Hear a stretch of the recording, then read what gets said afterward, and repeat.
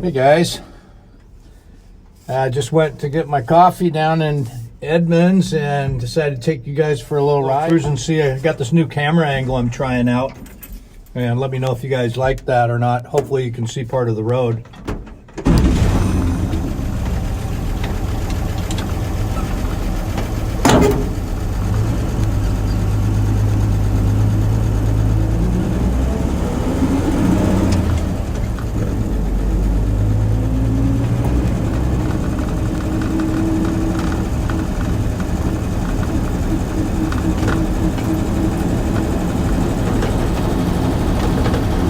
Hope everybody's having a good Saturday. We've had a really good fall around the Seattle area here. It's been mid-70s into mid-October, which is real unusual for us.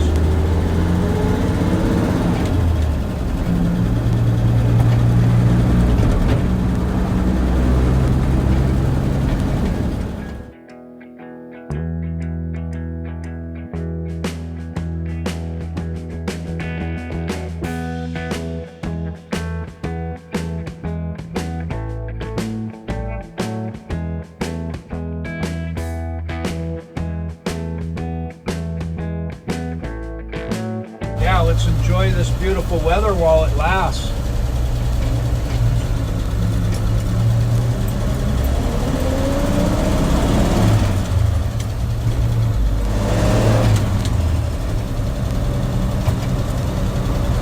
Yeah, we have our Seattle Mariners are playing their third game. They lost two, barely lost two in Houston. Playing the Astros, but they're home in Seattle today for game 3. So we're hoping that they can pull that one off, and then they'd have a game 4 here tomorrow again. So we're hoping that the home team crowd can rally them to a win today. So yeah, we're looking forward to that. We got a lot of wildfire smoke here in the area, so the air quality is not the greatest right now. Do a little walk around here on the 53 in a few minutes here for those that have never been to the channel yet. Show you the truck a little bit here.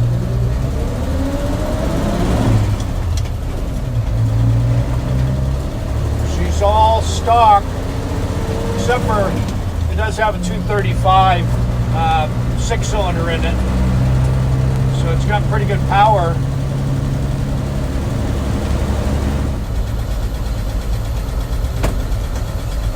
A little walk around on the truck here real quick.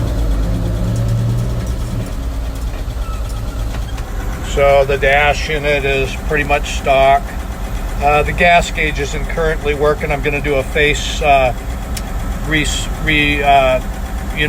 put all the new decals and everything in there, and then I may go back to the stock gauge at that time. But right now I have this really good aftermarket one. I like the reed float so much. That's what I like about this setup, whereas this other stock one has that old that droot one, and yeah. And then a lot of people ask me what this is, and that's a traffic finder, or the clamshell that allows you to see what the traffic light's doing with the visor there in the way. It's got a 4-speed with the granny in it. It does have bucket seats that I put in it with a console, and other than that, it's pretty much stock. It's real solid throughout here. Cab corners are really nice, really not much rust at all. The headliner, I have a new one at home to put in there. Yeah, truck's pretty darn solid all the way around. Real solid all the way around.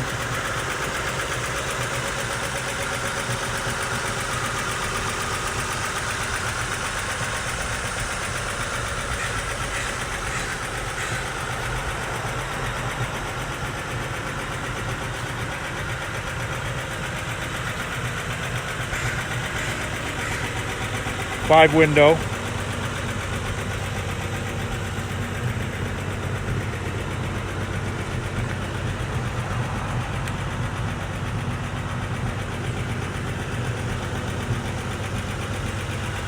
So let me pop the hood for you guys.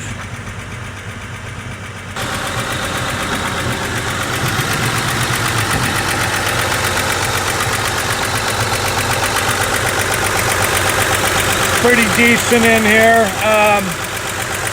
The wiring is probably going to need some work at some point. Let me shut it off here real quick.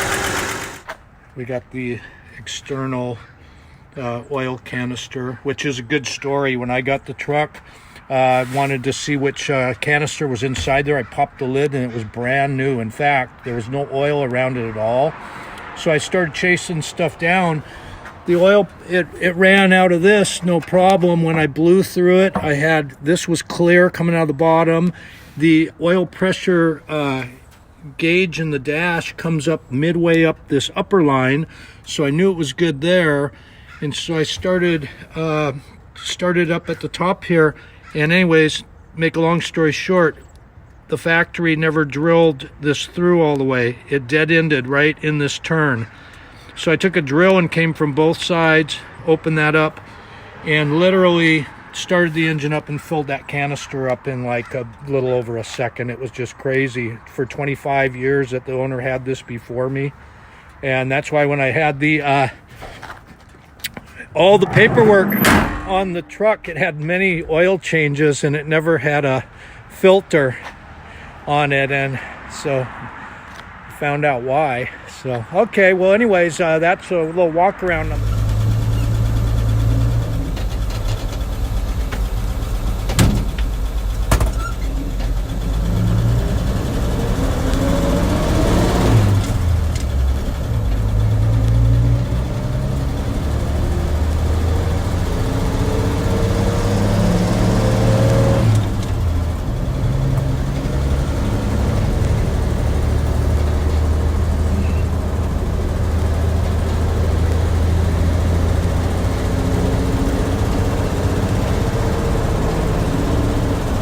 Cruising right along.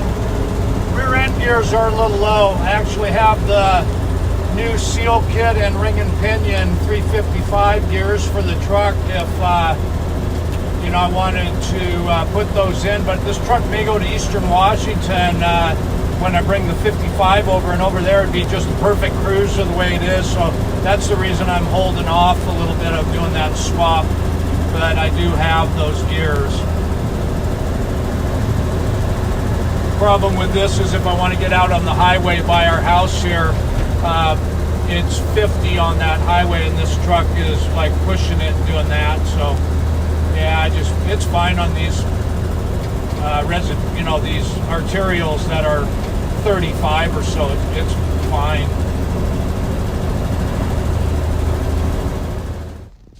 So yeah, one more thing I wanted to mention is I got a new friend over on YouTube. The name of the channel is Glenn Miller, and got a nice little sticker from Glenn here, Redneck Coach Works. He's currently working on old Fargo truck right now, doing the metal work on the cab, and it's going to go on a modern day truck suspension with a Hemi motor in it. And so yeah, go on over and check out Glenn Miller, and he makes his own tools. That's one of the things I like about Glenn's channel is, yeah, everything he does with the metal is pretty much just homemade stuff. So anyways, all right, guys. Well, let's do just another quick little cruise here, and we'll call this one good. And just wanted to let you guys know I appreciate the support, and please comment on the video and like all that stuff, and subscribe to the channel. That'd be nice. I really appreciate that.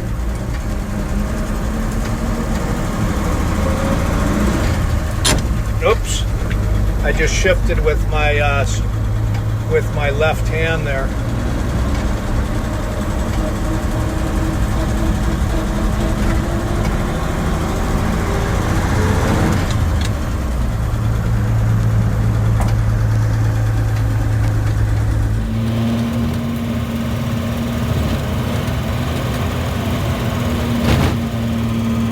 right, guys. We'll catch you later.